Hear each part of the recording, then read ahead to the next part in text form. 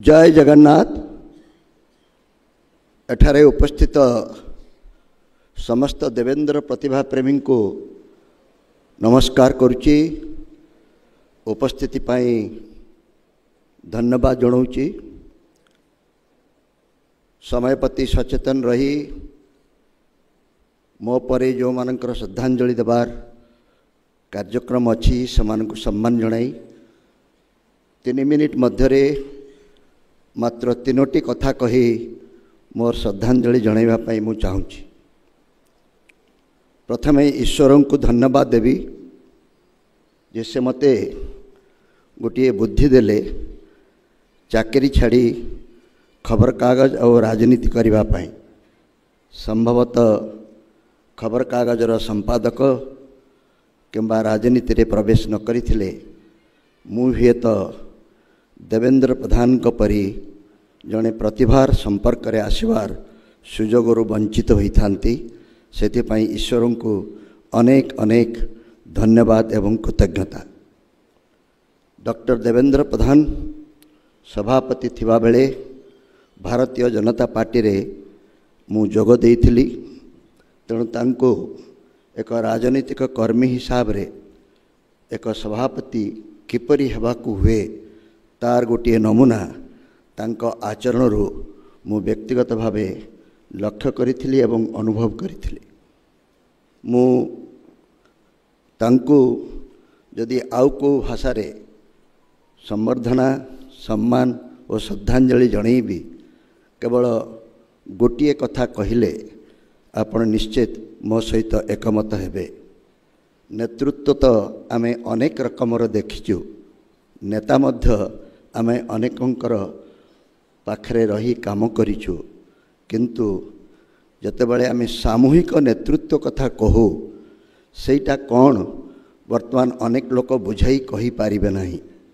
सामूहिक नेतृत्व कहिले जहाँ बुझा जाए तार जदि गोटे जीवंत प्रमाण आपण आशा करुथांती ताहले डॉक्टर देवेंद्र प्रधान सामूहिक नेतृत्वर प्रतीक थिले बोली कहिले अत्युक्ति हेब नाही।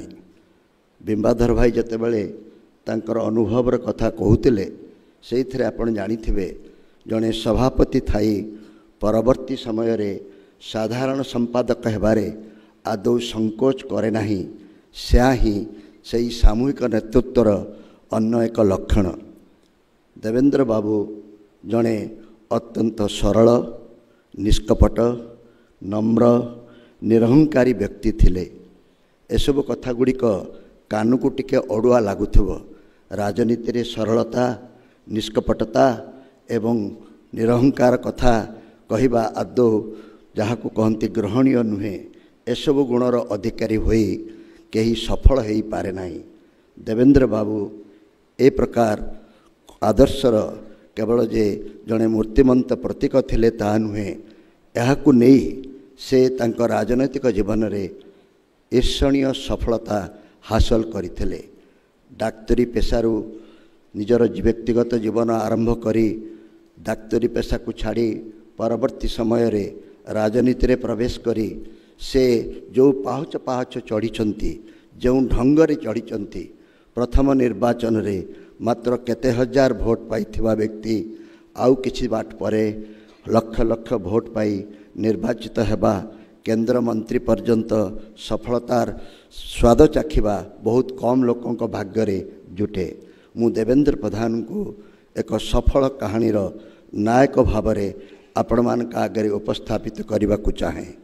शेष एतिकी मात्र मु कहवा को चाहे जे डॉक्टर प्रधानकर अवर्तमान रे शून्यता सृष्टि निश्चित भाव में होइछि, किंतु मु अन्य मानक भली ए शून्यता अपूरणीय बोली कहबी नाही।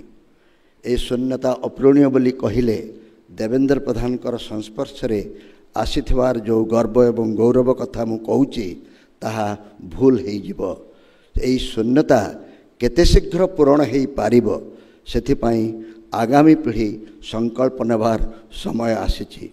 डॉक्टर प्रधान को प्रति श्रेष्ठ श्रद्धांजलि हब सेई विनम्र सेई निष्कपट सेई सरल सेई निरहंकार मूल्यबोध को आम राजनीति को फेरई आने को पड़ो। एवं ताहा जेते शीघ्र हो पारिब डॉक्टर प्रधान प्रति सेते बड़ श्रद्धांजलि हेब। यही शब्द रे डॉक्टर प्रधान को यही भली एक सफल कहानीर नायक बोली कही मु मो जीवनर जो राजनीतिक अनुभवर सूत्रपात होता जहाँ मु कहली आरंभ शेष करुच्ची से भारतीय जनता पार्टी रे काम करिवार सुजोग तांकर सभापतित्व समय रे मु पाइथिली। एवं गोटे कथा एबे भी मन अच्छी सेतेबेले राजनीतिक अवस्था वर्तमान राजनीतिक अवस्था भितर तफात अच्छी। सेतेबेले क्षमता पाइबा पाई क्षमतासीन दल हेबा पाई चेष्टा करुथुले आमे। आज किंतु भारतीय जनता पार्टीर बंधु माने क्षमतासीन दल रे अछंती। क्षमतार थाई संगठन करिबा एवं क्षमतार न थाई क्षमता पाई संगठन करिबा भितरे अनेक तफात अच्छी। किंतु डॉक्टर प्रधान कठारु गोटे कथा शिखिबार अच्छी से कथाटी हला से समस्त को सांगेरे नहीं काम करिवार गोटे अभ्यास करुथिले एवं कौनसी भल प्रस्ताव को निरुत्साहित करू नथिले। मोर केवल व्यक्तिगत भावे गोटे कथा मन पकई दे मु विदाय नेउची।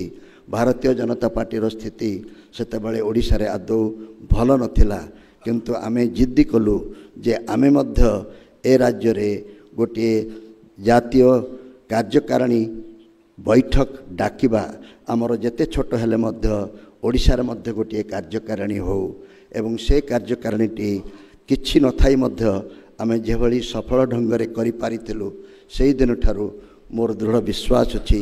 प्रबल इच्छा शक्ति थिले निष्ठा थिले एवं ईश्वरंकर आशीर्वाद थाई समर्पण भाव थिले सफलता समस्त को मिलिबो। से दिनर भारतीय जनता पार्टी जे आज क्षमतासीन ओडिशार सरकार हेबो बोली हुए तो सेतेबेले कहीं आशा करि नथिबे। आज सफल से सहकर्मी बंधु माननकु सही कथा मने पकई दे आगामी पीढ़ी पाई चिंता करिबा पाई अनुरोध करी डॉक्टर प्रधान को एभली एक भव्य श्रद्धांजलिर आयोजन करिथिबारु धन्यवाद एवं कृतज्ञता जनाई मोर वाणी को मु विश्राम देउछि। वंदे उत्कल जननी।